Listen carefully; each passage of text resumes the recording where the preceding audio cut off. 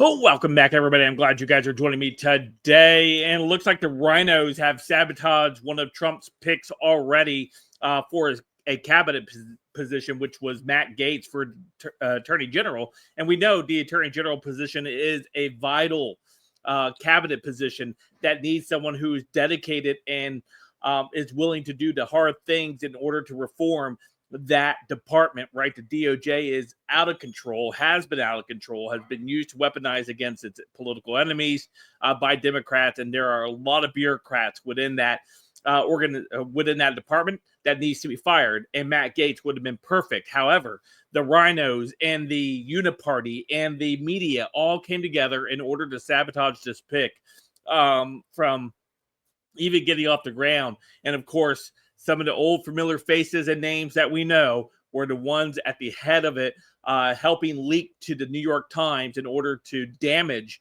more Matt Gaetz's credibility prior to even being able to get a vote. They got blood in the water. They smell blood in the water. So they're going to go after the rest of Trump's picks the same way they just did Matt Gaetz. But let's go ahead and take a look at these 5 senators from the GOP who decided to go ahead and were hard-nosed, and I have a funny feeling they were part of the information leaking to the New York Times in order to damage Matt Gaetz and President Trump. So, of course, let's go ahead and take a look. We got GOP senators who didn't support Matt Gaetz for Attorney General. Here it is. Gaetz on Thursday announced he is withdrawing his nomination for U.S. Attorney General after meeting with senators. The deep state and media stenographers really ramped up their attacks against Gaetz since Trump nominated him for the U.S. Attorney General last week.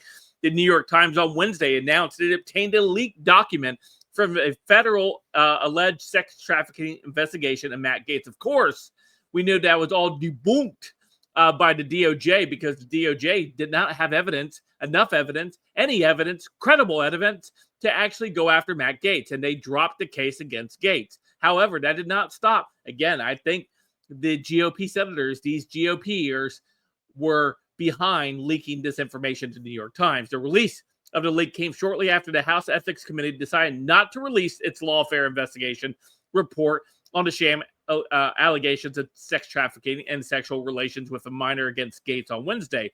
It should be noted that Attorney General Merrick Garland did not have evidence to press charges against Gaetz.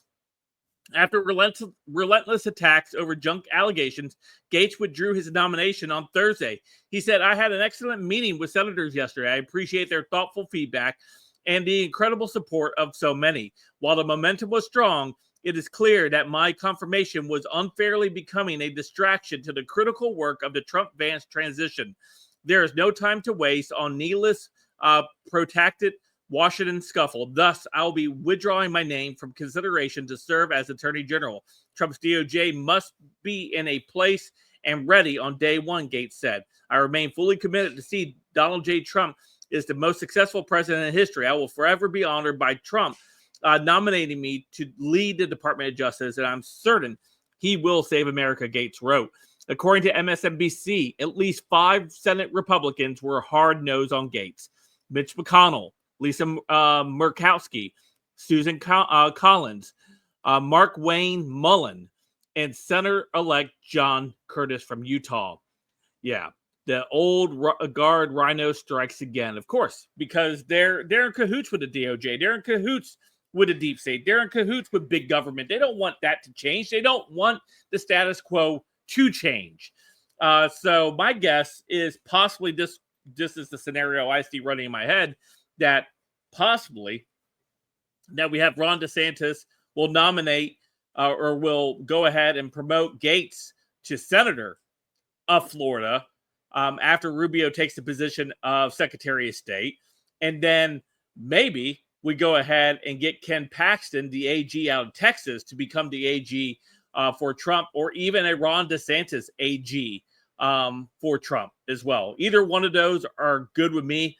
And I'm anxious to see what takes place. And you guys let me know what you guys think will happen in the comments down below. Of course, you guys follow me on all my social media, all linked in the description down below. Don't forget to hit that like and subscribe button. And until next time, I will see you guys later. Have a great day.